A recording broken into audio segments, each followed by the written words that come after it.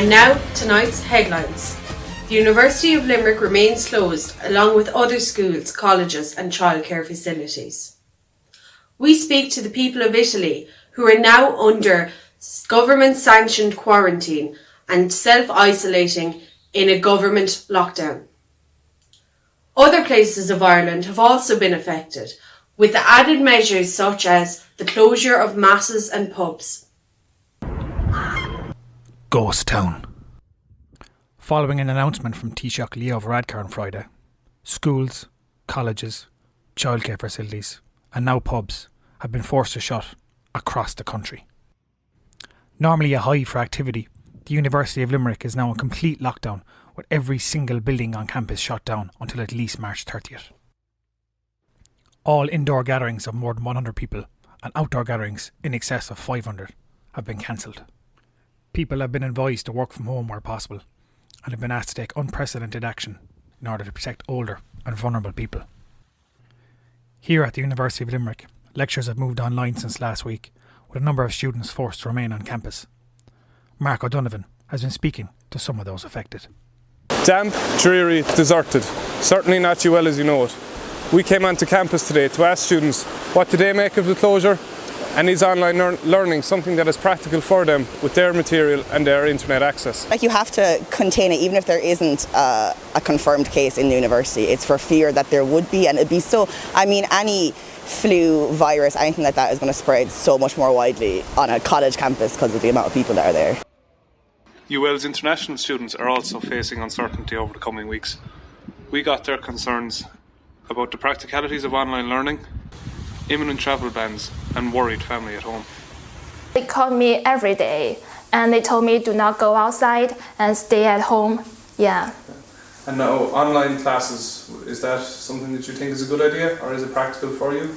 I don't think it's a good idea because I think online class is not that effective because we can't have a face-to-face conversation with the teachers and the teachers cannot get the instant reaction of the students. Yeah, these last 24 hours have been nothing but texts from people back home asking if I'm staying, asking when I'm coming back, and me just saying, no, take a breath, step back, it's going to be fine, I'm staying here, and then, updating them on the closure and the situation with the classes and stuff. It's on Thursday after finding out about it, it's just running into people who either had to return because their universities called them back in their Christmas or are returning out of fear. It was just a sudden end. That's the saddest part about it all, sudden end to the semester.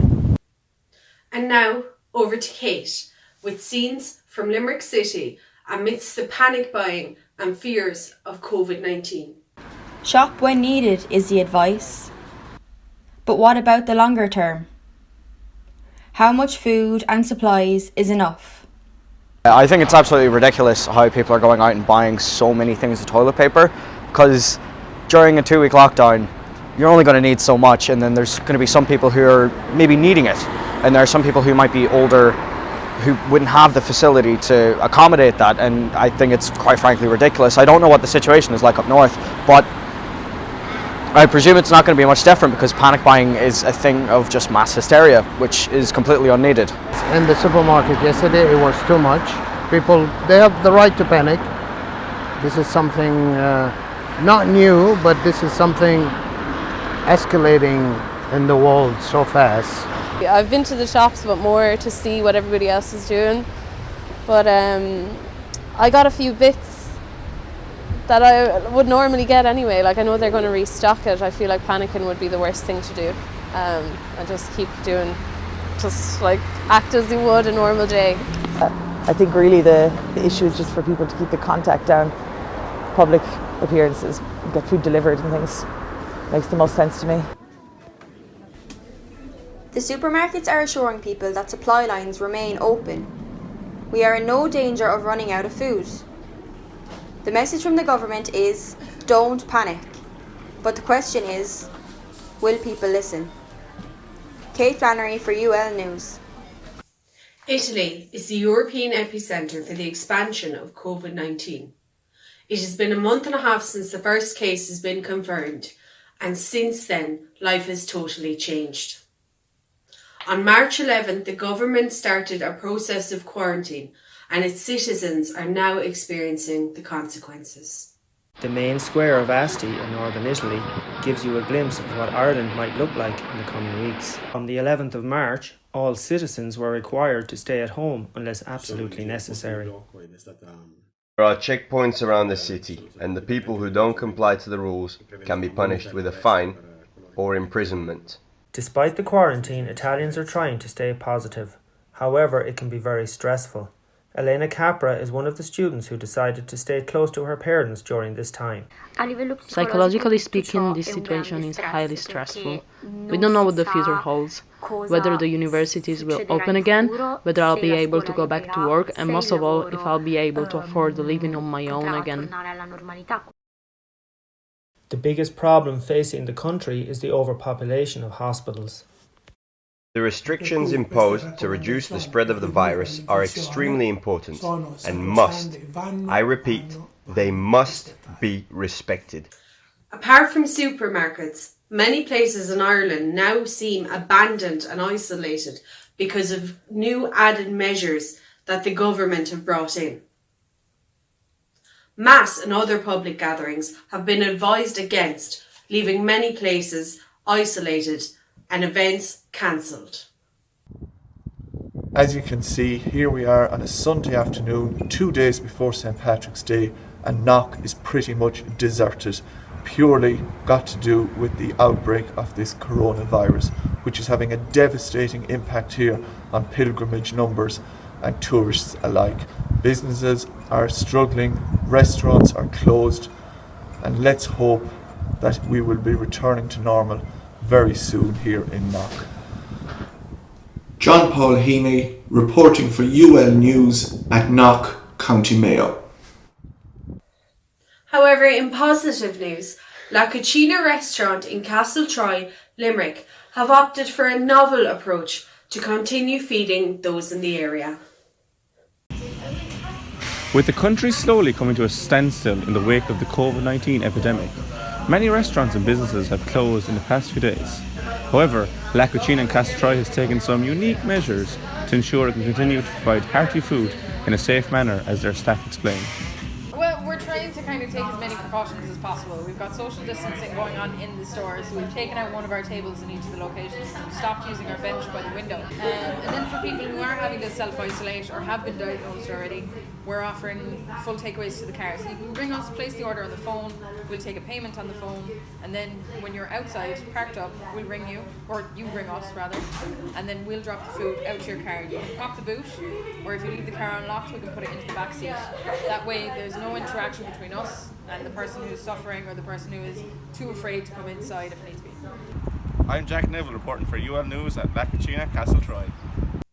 And now for the sports. Over to you, Fiona. Thanks, Katie. The world of sport has been rocked in the past few weeks, with almost all major sporting leagues and tournaments being postponed or cancelled in a bid to stop the spread of the now worldwide pandemic COVID-19. The NBA was the first major sporting organisation to make the decision to suspend the season, with a domino effect following, and most organisations either forced to postpone all activity due to positive COVID-19 test results or deciding to postpone or cancel voluntarily. The Cheltenham Horse Racing Festival controversially went ahead last week, which has garnered a lot of criticism, especially in Ireland, where the country is facing what seems like an impending lockdown. Here in UL, the basketball intervarsities, which were due to take place at the UL Sport Arena the first week of April, have been postponed indefinitely. The O'Connor Cup was also called off, with no current plans to reschedule the fixtures. The UL Sport Arena was also due to host the 2020 FIBA Men's Basketball European Championship for small countries in July. It's now uncertain if this will be able to go ahead. In other sporting news, the annual InterVarsity dance competition took place in Galway last week. It was a hugely successful couple of days for Dance UL. James Clancy has more.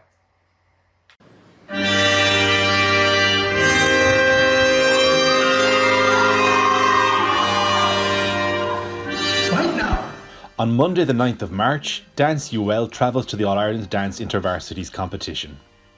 This event has become the biggest and one of the most competitive dance events in Ireland, with 15 colleges and more than 500 dancers competing.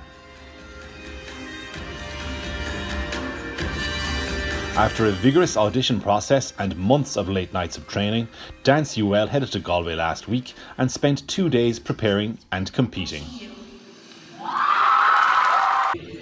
On Wednesday the 11th of March, they were awarded second place in the contemporary category. Their piece was choreographed by Eris Burke and Ciara MacDonald and was danced by an amazing group of 11 dancers. The team were overwhelmed by the fantastic result. They are absolutely delighted to have come second and are very proud to have represented the University of Limerick at such a high level and prestigious competition. Dance UL look forward to bringing their trophy back to Limerick. The coronavirus has had a serious impact on the Irish leisure industry. All pubs and bars in the Republic of Ireland were ordered to close from last night to tackle the COVID-19 outbreak. Gyms and leisure centres have also been impacted. With more, here's James Clancy. The coronavirus has had a major impact on gyms around the country and around the world. We spoke to gym members and gym staff around Limerick to get their opinion on the situation.